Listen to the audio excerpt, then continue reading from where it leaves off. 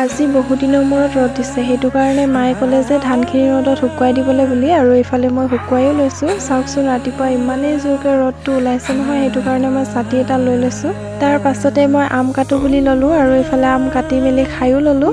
তাৰ পাছতে মই ভাবিলোঁ ৰীল কেইটামান বনাই লওঁ বুলি, মানে বহুত দিনৰ মূৰত বতৰটো যিহেতু ভাল কৰিছে।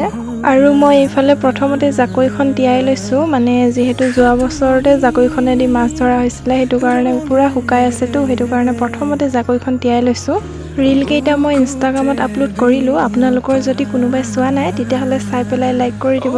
আৰু তাৰ পাছতে আহিলোঁ আমি জামু খাবলৈ বুলি, কিন্তু গছত মানে জামু শেষেই হ'বৰ হ'ল আৰু, মানে যিহেতু বহুত দিনৰ পৰা বৰষুণ দি আছিলে আৰু বৰষুণ দি থকাৰ কাৰণে মানে জামুবিলাক সৰি সৰি গেলি গ'ল। আৰু ইফালে শেষত দুটামান পালোঁ।